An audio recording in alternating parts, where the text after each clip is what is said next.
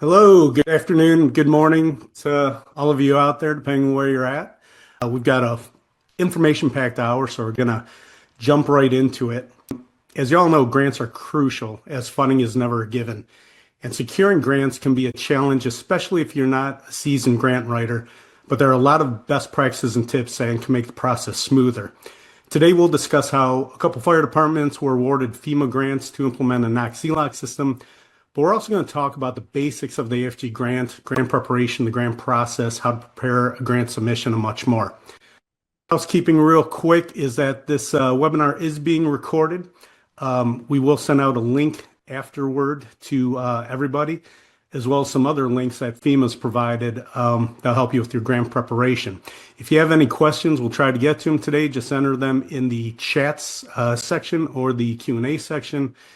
And live captions are available if you need them. You just have to enable live transcriptions. Click on the show captions in the Zoom toolbar at the bottom of your screen, and you'll be able to see the captions.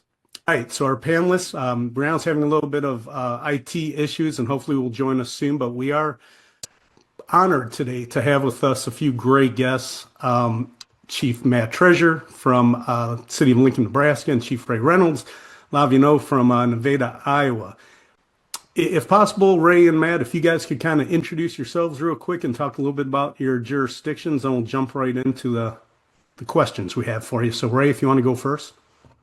Yeah, Ray Reynolds. I am the fire chief in Nevada, Iowa. I'm my 12th year here. I previously served as the state fire marshal in Iowa.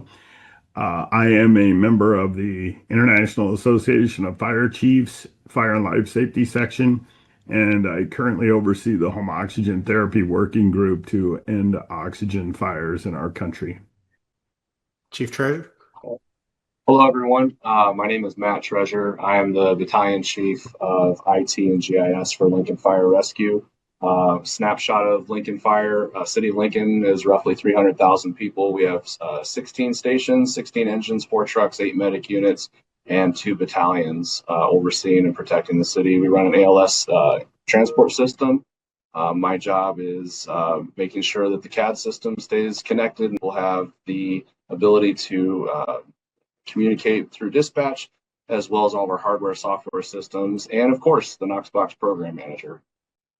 Well, great. Thank you both. We're going to jump right in. So today we're going to focus on AFG grants for the better part of this webinar. The goal of the AFG grant is to meet the firefighting and emergency response needs of fire departments and non-affiliated emergency medical service organizations by providing funding for equipment and training. Fire prevention safety grants, also known as FP&S grants, are part of that AFG grant program and supports projects that enhance the safety of the public and firefighters from fire and related hazards. We're going to focus on AFG and FP&S grants today. They're not to be confused with FEMA's SAFER grant program, which helps fund fire departments to help them increase staffing. So, Ray, you're kind of the grant guru here, and can you explain a little bit more the AFG and FPS grants a little further and provide some examples? I'm also going to jump ahead some, but can you take us through the reviewing process and who the grant reviewers actually are? Right. So just as a caveat, in case you don't think you're a good grant writer, I had never written a grant until 2011. I became a reviewer and started learning how the language worked.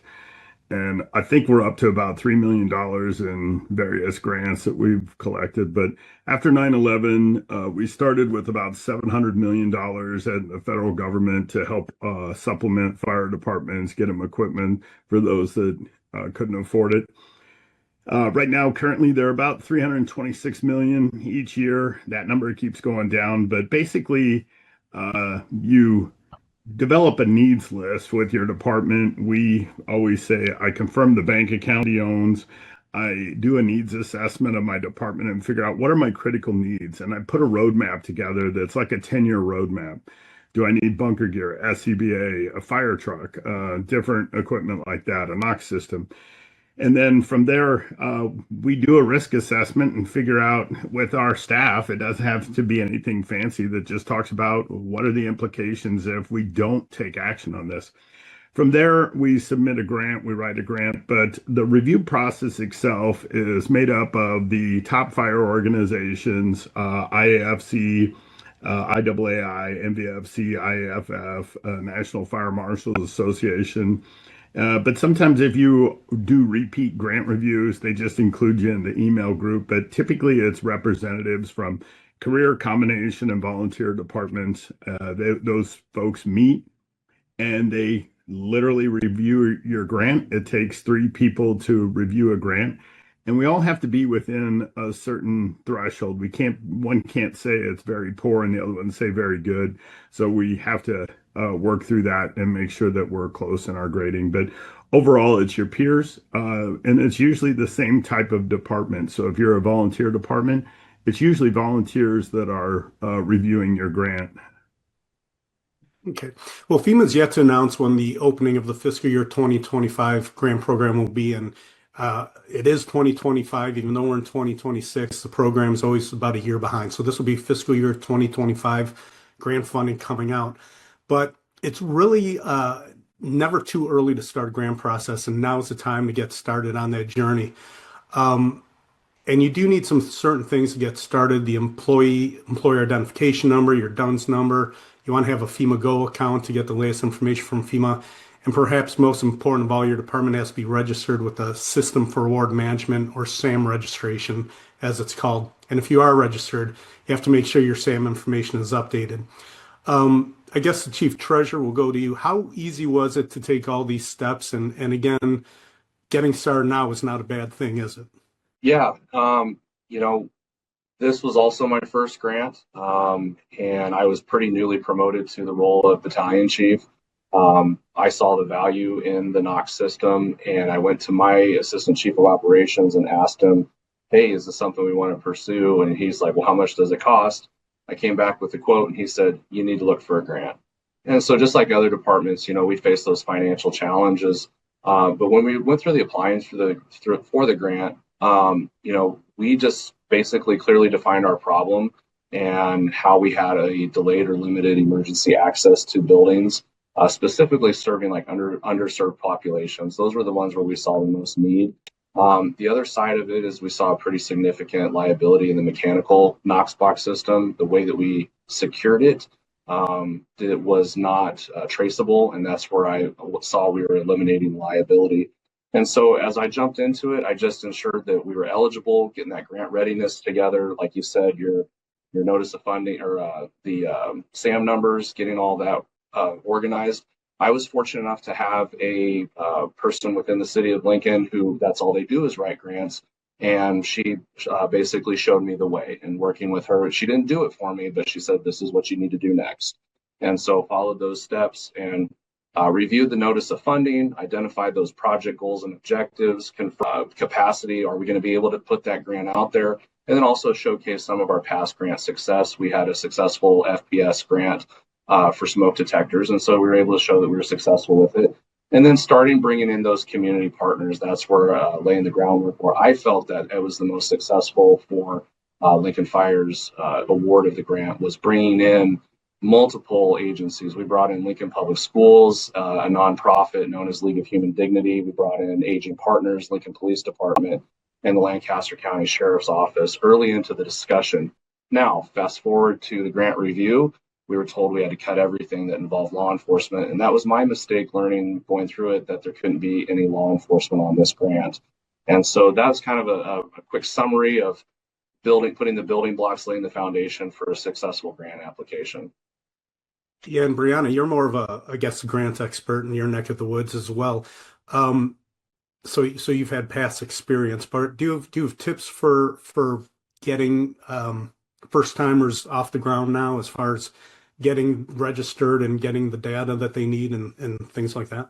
Sure. Yeah. I think like my biggest piece of advice is having a shovel ready project. Make it look like you were going to do it, like obviously you need the money from an outside source, but make it look like you've got a plan from start to finish, like as far as how you're going to implement things, why this is such an important project. And I think that's where the data really shines, is that, can you show how this is going to impact a community? Because they want something that they can report back out on to, for the feds to be able to share that, like, oh, this department had, was able to, with this funding, implemented a project, saved so many lives, or reduced call times, or, whatever your metric is that you're going to use to measure. And like that's the hard part, right? Is figuring out like how are we going to make a measurable outcome from these funding dollars. But I think that's also the key. Like if you can share with your funder what that's going to be, like you've got such a stronger argument for funding a project. Another advantage, Ray, of getting going early is that you have more time, obviously, to spell check it and proof it, run it by people maybe outside the fire department. Have you done all those things? And I guess question to all of you after that is, did any of you reach out to other fire departments who had success writing and receiving grants, and how much of a help were they? So, Ray, if you want to take it from here. Yeah, I was just going to echo what Brianna said is have a shovel-ready project. You never know when an insurance company is going to call you and say, I have money to give you. Do you have anything I could spend it on? And having those projects available is so key to you. You don't want to delay people's efforts when they want to give you money. As far as the federal government, one of the things that I've done is I've asked for other people's grants. I've looked at the award list and said, oh, that's a larger grant. They must have some knowledge in grant writing. And I've asked for a copy of their grant so that I could review it. Not to, I caution you, don't ever do a copy and paste job. Don't ever do a template on a grant because we just deny those. But to get an idea of the language that we use in the fire service for grants and to get an idea how to sell a story. I also never hit send on my first day of a grant being open because you go home and you think about, oh, I should have put that in there because once you submit, that's it, you're done. And so go to grant writers, like the chief said, have them review your grants and your narratives and see if it's just compelling to them.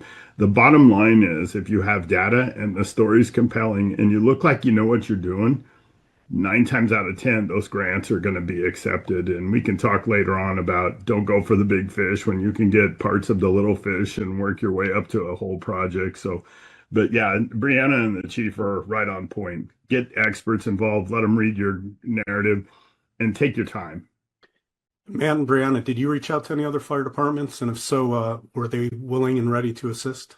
Yeah, absolutely. Like when we were spooling up on our Knox application, we reached out to the Colorado departments that had gotten funding for Knox retrofit course before, and like, hey, what's this look like? What did you, what was your reasoning, in terms of what story are you selling here? And got a lot of advice from them. They gave us like, I think most of their application narrative. And we had a different, like we were selling a different story in terms of like measurable outcomes just based on our location and kind of like where our hangups are with rapid access. But yeah, departments are super willing to help. And like, I'll say like, reach out to me. I'm happy to help, coach in the capacity that I have or share narrative or things like that to help get people going. Cause I know like, myself as a, city funded grant focused employee is kind of rare in a department. So happy to share resources and knowledge and help folks go after these grants. I would even add that even reach out to your Knox sales rep. My sales rep was the person who connected me with another department that had success similar to what I was trying to accomplish with the grant that I was writing.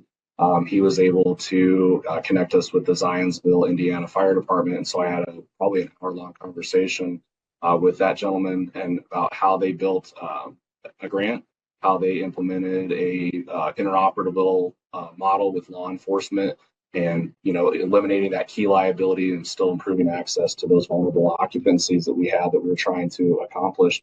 And that real world example gave us a boilerplate to start from. And then going back to Chief Reynolds, get your data together, have a story, have a plan. I phased my project out with 4 phases.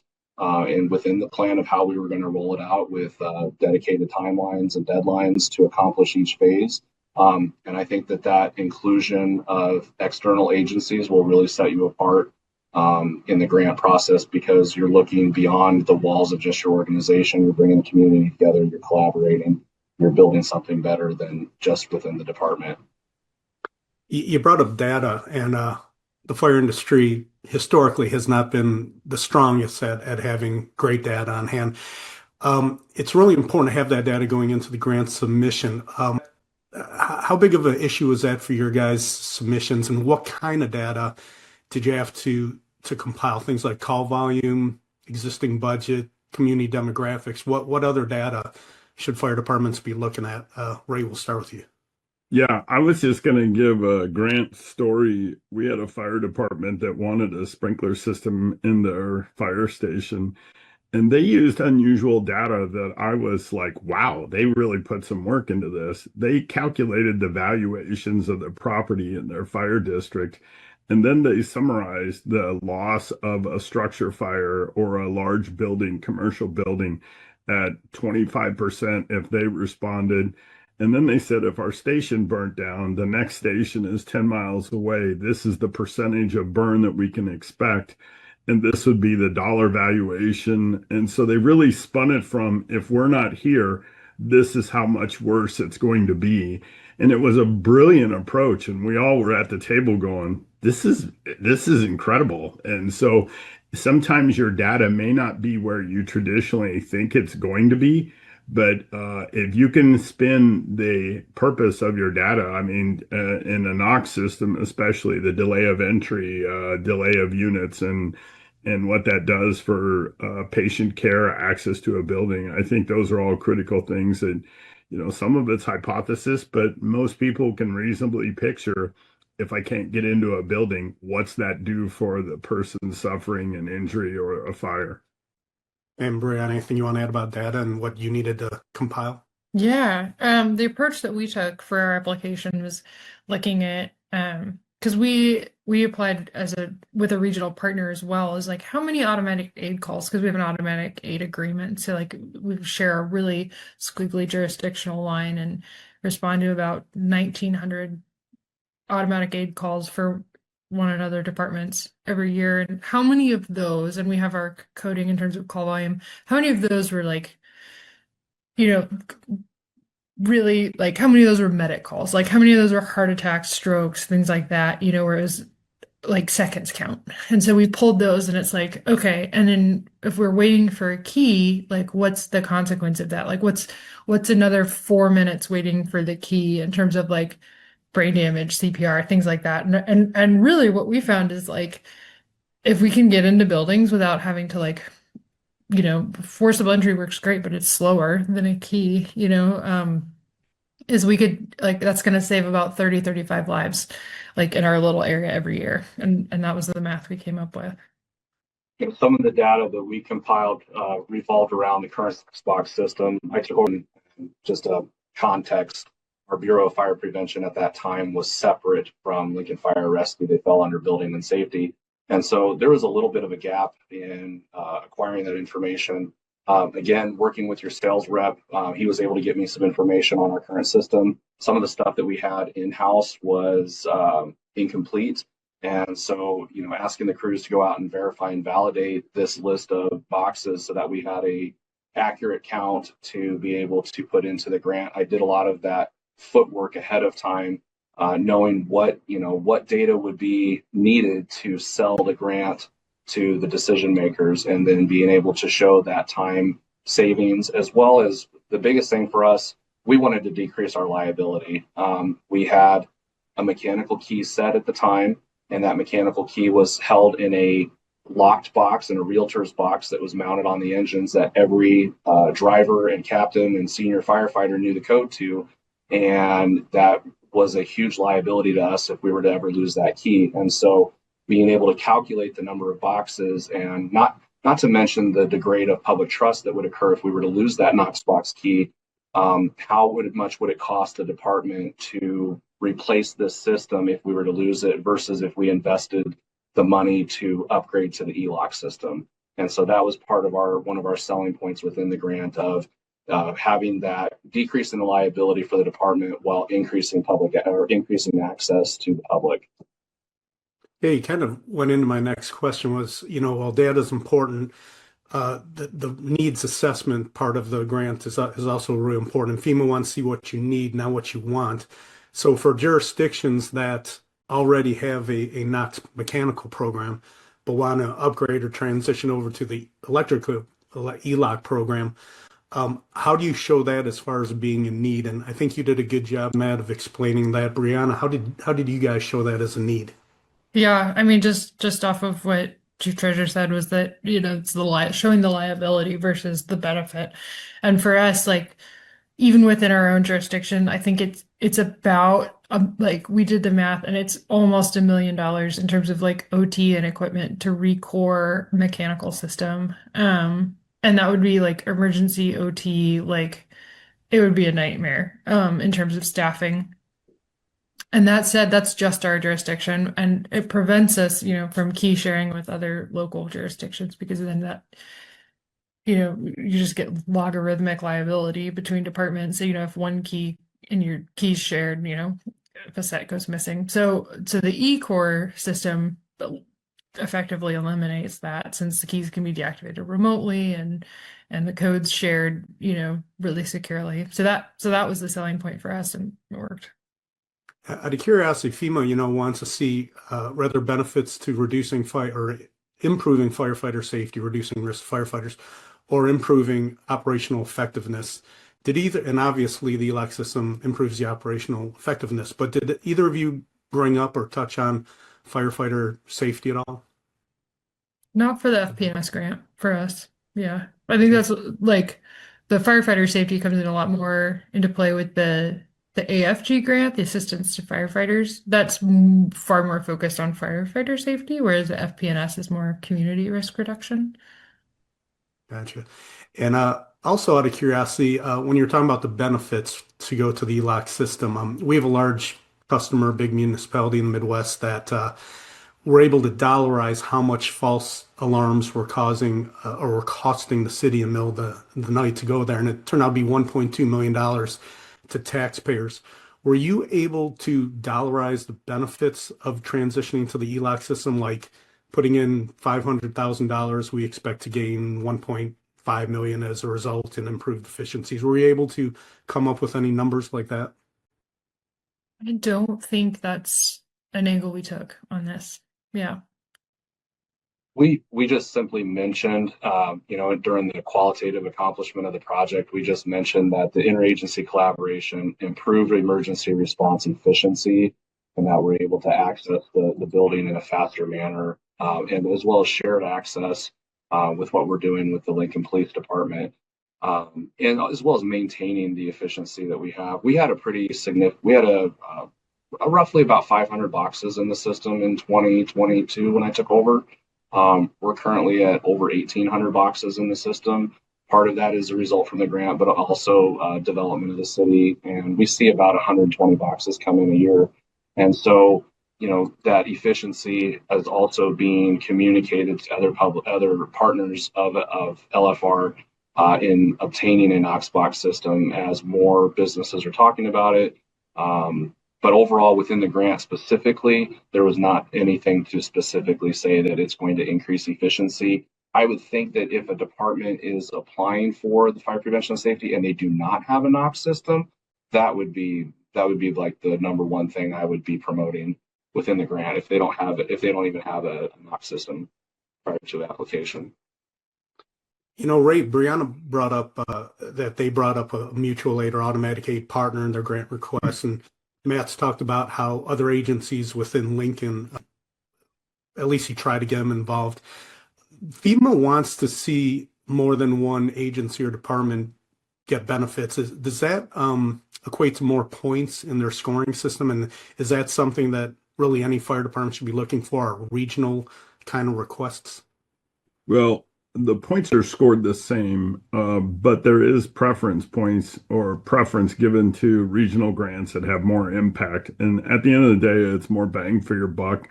I will tell you, I've been 100% successful anytime I've had a regional partnership. I have tried for 3 years to get a Bullocks fire extinguisher training prop, right? I applied for the grant, got rejected, and it's like we just ran out of money, right? They funded other things.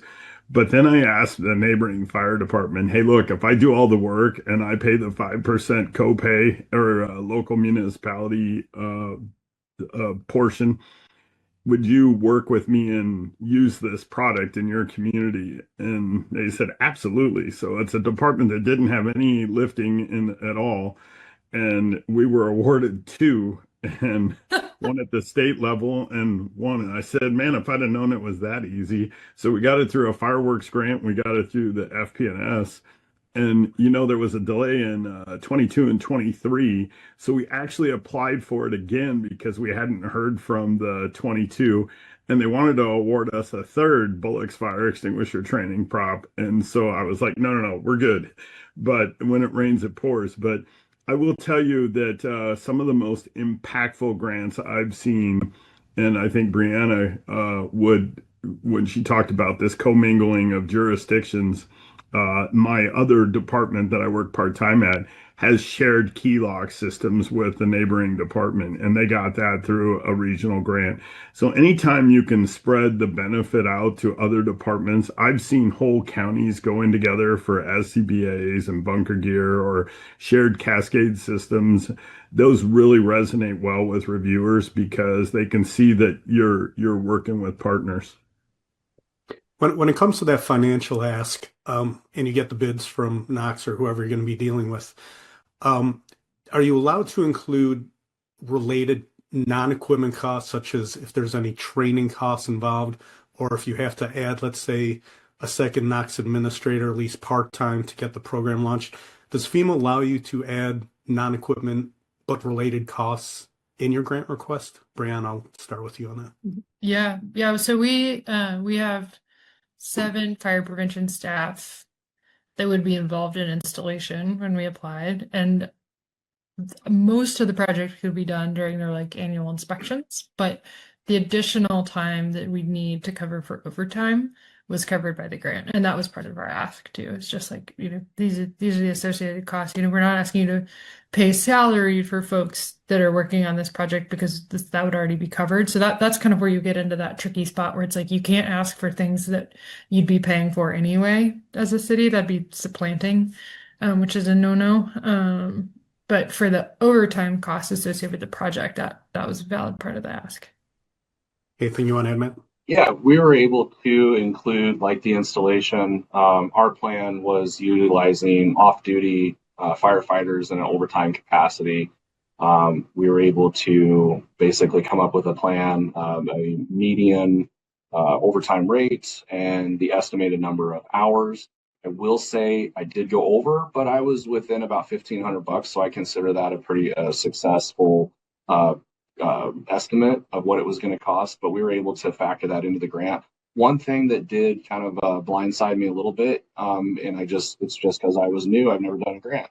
I did not factor in the shipping and handling of receiving the product from Knox as a part of the bid process and putting it. I got the numbers from Knox, and it was nothing against my sales rep. It was myself and including that total shipping and handling number into the FPS grant. That was one thing that blindsided me. I don't want to say it got me in some hot water, but I had to explain what was going on. And it's just a lesson learned, hindsight 2020. You didn't rent a U-Haul and drive to Phoenix to pick up the product? I could have, but yeah. Another thing that at least first-time grant submitters get educated about is the matching cash that the department has to put in there, which is 5%. I've heard it could be 5 to 15%. I guess question to you, Ray, is it 5%, and does it all have to be cash, and what kind of flexibility does the department have for that match? No, I mean, you can equate services, you can equate cash check. We typically pay the whole project up, and then we submit it all, and then FEMA reimburses us their portion of it. The two things that kind of caught me off guard were 5% to me on $20,000 would be like $1,000, but sometimes I'll say, hey, you have an incorrect amount. So I don't know what calculator they're using, but typically it's right around 5%, but it's also 5% of what they're, when we put in the project, that 5% is typically something that we would cover if we want to do a project like bunker gear or something. Like, we're going to have to do it. And so It's still the cheapest deal in town. The other thing that I think caught me off guard is you're using federal government prices.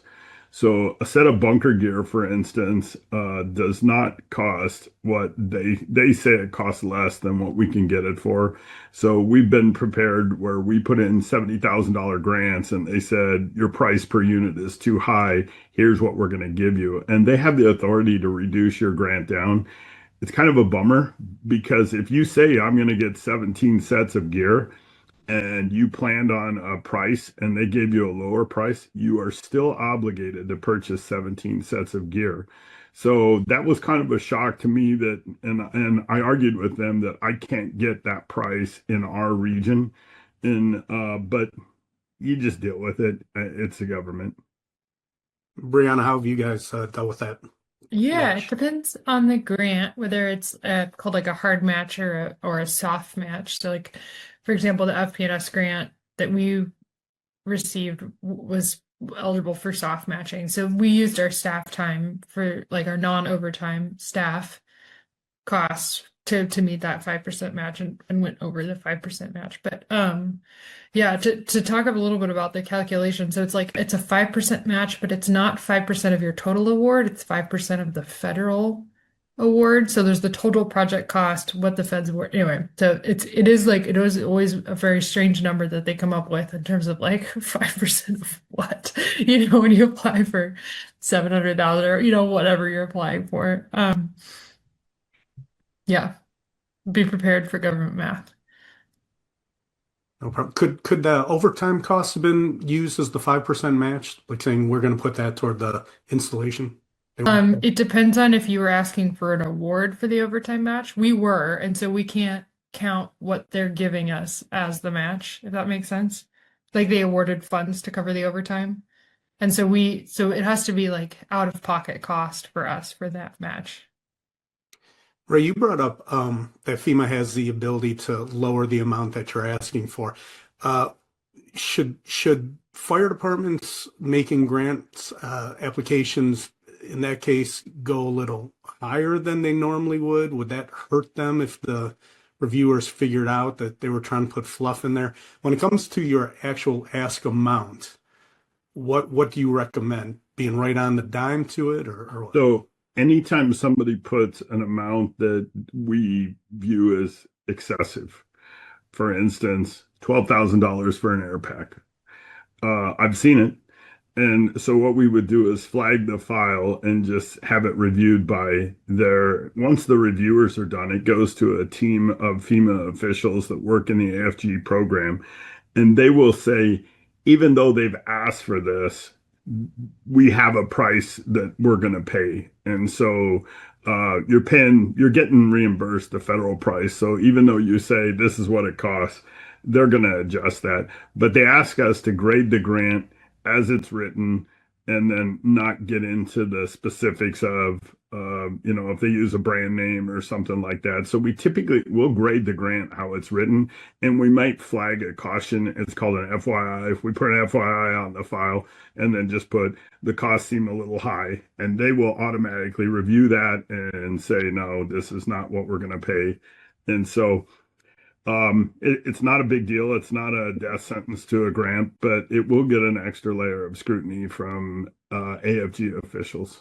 But I'm not going to say that a reviewer might not have bias and say, hey, I've had a large city ask for, it looked like a Christmas list of everything from boots to workout clothes to computers. And there was no real plan. It was just, hey, this grant's open. Let's get all this stuff we want for our equipment. And so I think it was the absence of a plan, but there's a little mumbling at the table that went, wow, Santa Claus must be coming to town because that's exactly what they're asking for. So I can't comment enough on what the chief has said is have a plan that looks purposeful and not a shopping list.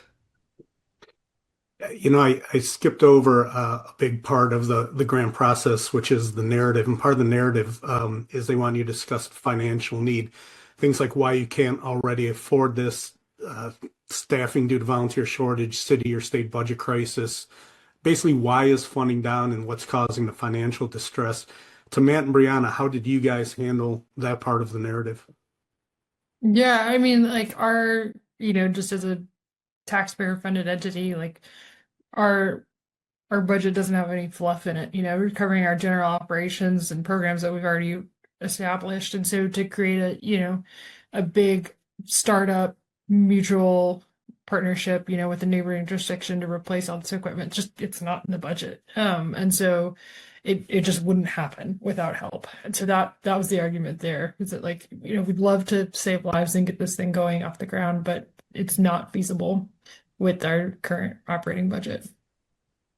That's the same story here. I mean, when I took the quote to my assistant chief of ops, the first thing out of his mouth is start looking for a grant. We use that as a point to build something better in applying for the grant, and also just trying to find a way. Like, okay, what was going to be Plan B? But the grant was definitely our go-to. I'm going to say I felt I got pretty lucky for my first time around, but I had help, so it wasn't just me either. I did read something, and Ray, you may know the stat on it, but it was something like first-time grant submitters get their grant about 16% of the time. That's 1/6, not 60.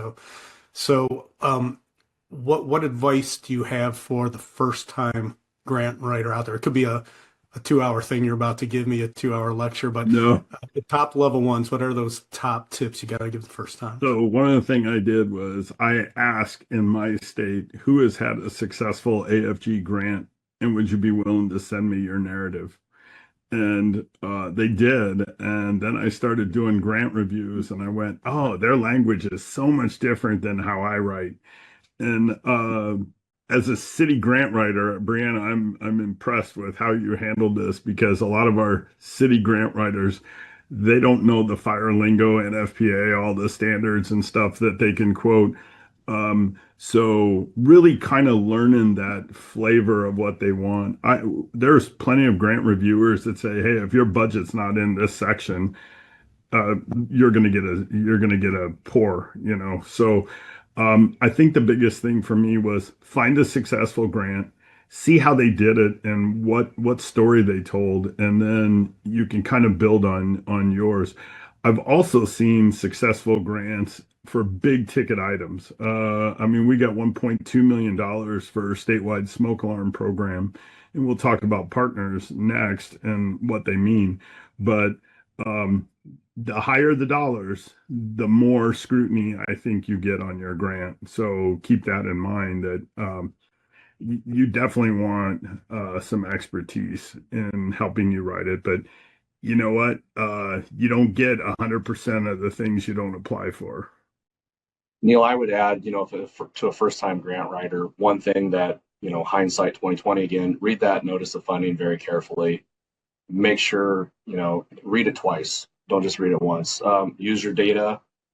Try to align that grant with those FEMA priorities within that notice of funding, and then just start having the conversations, build those partnerships as soon as you can. I kind of had the idea in my head, and just in a informal manner started having conversations outside of the organization to see if they would be interested in it. And then being able to come back and explain the plan and the risk and what we're trying to accomplish with this, what we're trying to mitigate.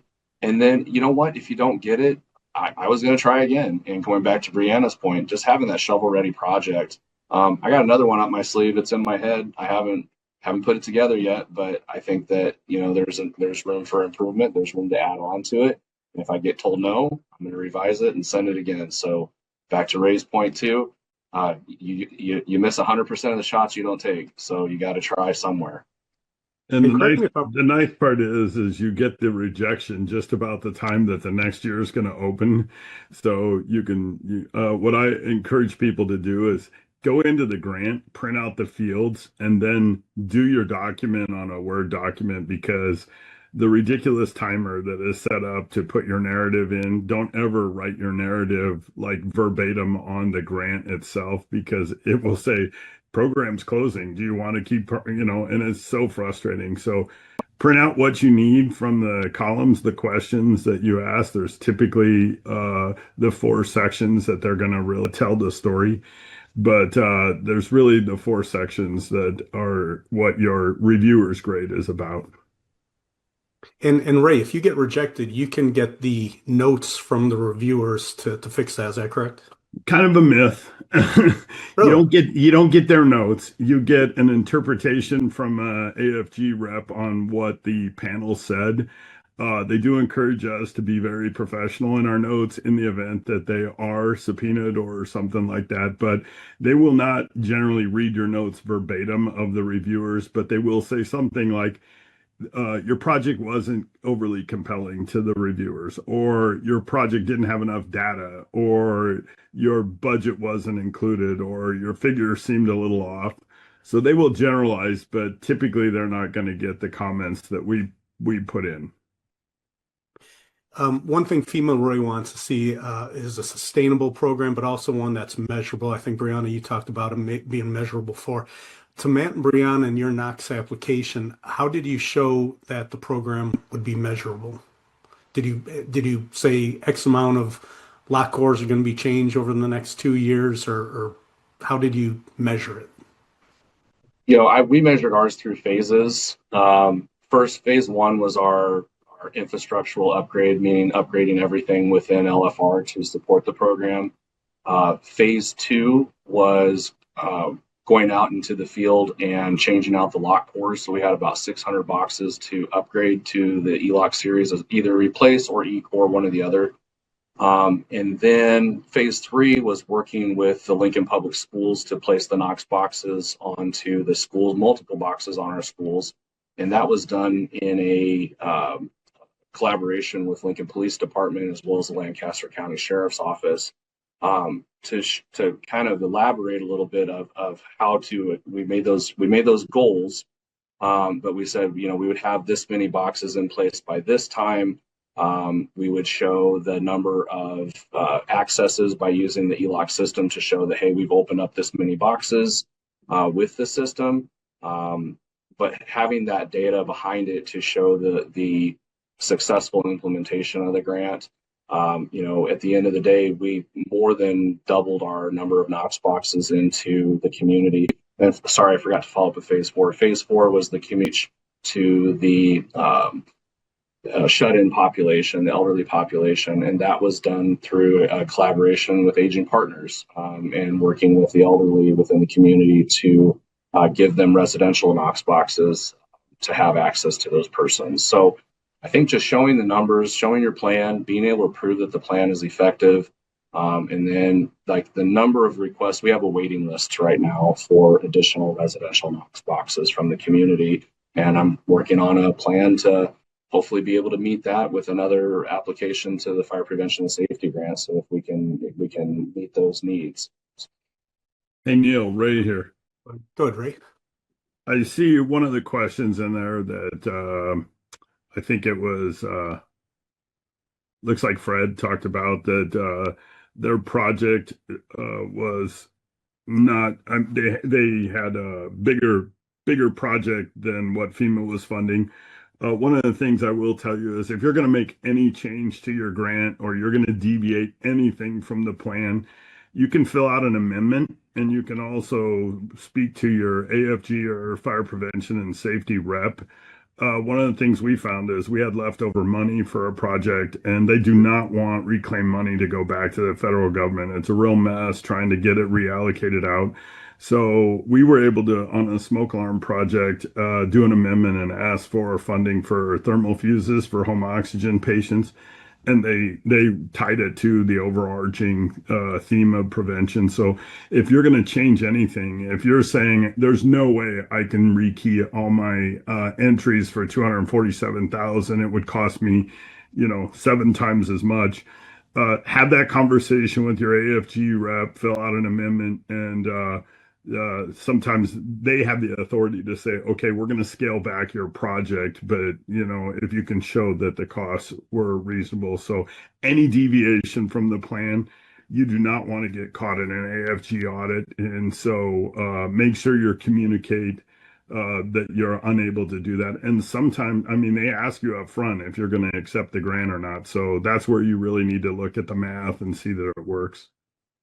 To Brianna, to the first timers out there, how does the payment process work? Does the city or county or jurisdiction have to pay up front for the let's say in this case Knox products, or and get reimbursed, or does FEMA cut the check in advance and then you buy the product? Yeah, so it's these big grants tend to all be on the reimbursement model. So you make sure too that you have a signed grant agreement before you expend any funds, especially with you hear about all these like clawbacks and grant cancellations and things like that going on at the federal level. Not to scare anybody, but making sure that you have a contract that you're going to be reimbursed for what you say you're going to be purchasing, and then yeah, you're expending costs up front. So we put in our Knox order, and we broke it like with just we've got all of our equipment now, but over the last 18 months with what's been going on, we broke our orders into smaller pieces to limit liability,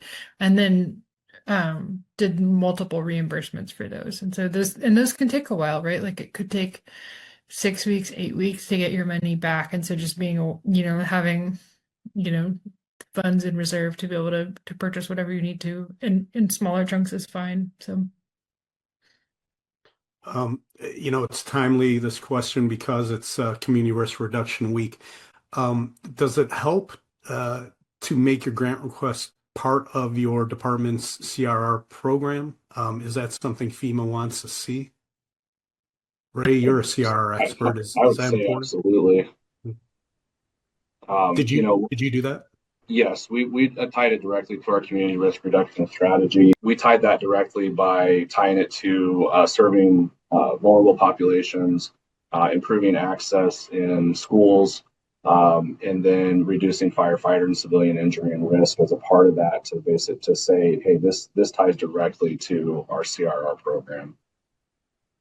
I would echo that. If you have a plan and you're missing a component, similarly, our fire extinguisher training prop or smoke alarms tied to installations get more points than just smoke alarm purchases.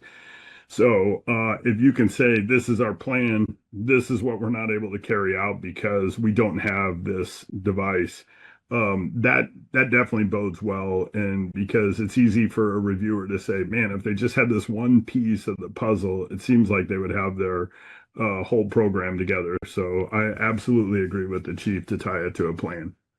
Another thing that I'm not sure a lot of departments know is I believe you could only apply for one FP&S grant at a time. You can't put in 3 requests a year. However, could let's say what's a good example? If let's projects. Say if Nevada, Iowa had a burn foundation and wanted to put in a grant for smoke alarms, and the Nevada Fire Department wanted to put in something, let's say for Knox products, is that something doable? Yeah, you can do multiple projects. We did a Knox program request. Our police officers are EMTs and they're the first to respond, but they don't have access to the buildings, and our fire department is volunteer.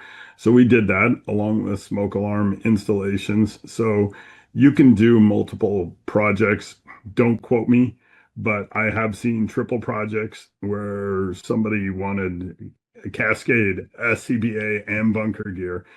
When you get into big dollars, you really gotta be on your game if you're writing a grant, and you don't want to just copy and paste your narrative for each section into each project. It's got to be its own standalone project because you're being evaluated on the project itself. And I'd love to dispel the myth. Don't waste your time getting letters from your congressman, all that stuff. We don't look at any extra things but your grant paper. A lot of people think that if my congressman sends a letter, FEMA's going to be, oh my gosh, we better do this. They don't even look at it. So focus on your grant and don't waste your time. Having said that, the more partners you can include in your grant narrative, the more it's going to stand out. Matt and Brianna, did you guys get the local Chamber of Commerce or BOMA groups or any kind of business community organization to provide support for what you wanted to do? Not exactly. I did get any of the external agencies to write a letter of support of the grant. So Lincoln Public Schools, Police Department, Sheriff's Office, Aging Partners, and then the League of Human Dignity, which is a local nonprofit. So I got all of them involved. I think that's a great idea for next time, is maybe bringing in the local Chamber of Commerce as a way of supporting this. I do want to point out that the momentum that was generated from this grant, Lincoln Public Schools spent an additional, I think, roughly $30,000 to further implement the grant, what we were doing in the grant, to further implement it within their systems because of the buy-in that they had. Lincoln Police Department did the same thing. They came in with another $10,000 external to the grant, to what we're doing within our community risk reduction plan for all of our area schools. And so that was kind of we got a win with the grant, and we rolled out the grant, but then as a result of the collaboration work group of that grant and rolling it out, we had additional buy-in, and I mean, literally like ponying up to the table and putting money down to go further into it for the community risk reduction aspect of it. So that was very a bonus win with the grant. Ray, do the reviewers know how many times a department has tried to submit, or is there any bias against rather first timers or bias against departments that have already received grants in the past? No, not at all. We do not know unless they put it in their narrative that they've applied before. It can be a double-edged sword. If you get everything for your department based off of how good you are at writing grants, I mean, it could be like that fatigue of, wow, we've been giving these guys money every year and they don't seem to really, either have the fiscal vulnerability that they say they do or what, but we don't have access to previous applications, previous grants. We wouldn't know if they put the same narrative in unless there is a bunch of grants together that use a cookie cutter template. But I will say, I do see reviewers look at a grant and they say, we applied last year, but we didn't get it. We went back and did a grant writing school. We've applied at our local, Union Pacific has a grant. Our local casino has a grant. We've made other efforts to try and do this outside of FEMA. That bodes well with the reviewers because it shows that you're committed to your project. And to the chief's point, getting all these partners in is really sometimes the key. Success breeds success. And so now he can go back and apply for additional and say, now we've gotten these partners involved and this is how much money they've brought to the table. And so I think that just sets him up so much more for the next FP&S grant, that it shows that he's really doing what he said he was going to do. And that's what people are looking at is this a good use of money? Or do I have a feeling that they're not going to be able to manage this? And Brianna, we've talked about FEMA grants this hour, but there's a lot of other, maybe not a lot of other, but there are other funding options. You've got state Homeland Security emergency management organizations, a bunch listed on grants.gov. Have you had success with non-FEMA grant offerings? Yeah. So state Homeland Security is federal funding, just as a heads up. It's just distributed through the states, but subject to the same vulnerabilities that FEMA grants are right now under the Homeland Security Department. But yeah, like there are state grants, state chambers of commerce are good options. Like any sort of we have Medic One here in Washington, in King County, but other sorts of medic options. Firehouse Subs is another. Gary Sinise Foundation. There's quite a few other organizations that have some funds available. That said, in my experience, that FEMA's had kind of the biggest dollars. So if you have a ginormous project, with a lot of regional partners, FEMA tends to be kind of the go-to for dollars. But that's my 2 cents on that. Okay. What you see on your screen right now, if you want to take a screenshot of that or take a picture, is the AFG website. You should go to get to know it, bookmark it. It's going to be where the notifications are going to be made for the next round of funding, as well as 2 links to some amazing videos and workshops that FEMA's put on for AFG grants. So we're going to conclude by we'll start with Matt first, and then we know Matt's got a meeting he's got to run to, but one closing comment or one tip that you want to provide everybody. Thank you. First of all, thank you to Knox for allowing me to be a part of the webinar, and thank you to the rest of the cohorts on this meeting. The one thing that I would say is collaborate, show that collaboration, show that external value that you're trying to add by applying to this grant and how it affects not just the fire department, but the community in general. That to me, I think was probably the key to the success of this grant. And if I could do so, thank you very much. I have to run. I have a meeting with the fire chief, and guess what we're going to discuss? Fire prevention and safety grant. So take care, stay safe. And if you have any questions, please feel free to give me a call or give me an email. Thanks. Welcome. Brianna, how about you? Closing comment there. Yeah, I would say like my biggest piece of advice for grant writing is to think about like the how, what, when, where, why, and really like full description of your project in a way that a bystander could read it. You know, can you hand it to your cousin and they can read it and understand your project? I think, you know, it's easy to get a little bit tunnel visiony and excited about a project and really have an idea of it in your head, but can you hand what you're writing up and to submit, you know, to someone that's not heard of your project, and can they really grasp like why it's important and what the outcomes are going to be from it? That's what I suggest. Thanks. And also I want to say, like, if anyone, like my email's at the bottom of the screen, if anyone wants to reach out and like if I can help anybody else on grant applications, I'm more than happy to. And Ray, last piece. I would say avoid being cute on your grants. Humor goes a little ways, but not very far. Be a professional writer. Again, reach out to your organizations and join the IFC, different organizations you're a part of, because they will make a call for grant reviewers. And boy, if you can just go to a FEMA grant session and do reviews, it will open your eyes up so much as to what people are thinking and how to tell a good story on your project. Again, I put my email in the chat. It's here on the page as well. If you want a sample of a couple of AFG grants, I've got some that are mine, but I'm telling you, some of the best come from other departments. And I start any project with, does anybody have a good grant that I can read so that I can understand what they were trying to sell? And I can tell you your success will go up tremendously. There are people that write grants that charge money, but I don't see that their success is any better than you yourself. And we see that in the grant, that if you're sincere about a project, it will sell better than paying somebody to write it. Great. Well, thank you all for joining us today. Knox will be hosting more webinars going into the future, so be on the lookout for those. If you have any ideas for webinars, feel free to send me an email. You can see my email address here. Thank you very much, everybody. Good luck with your grant submissions and be safe out there.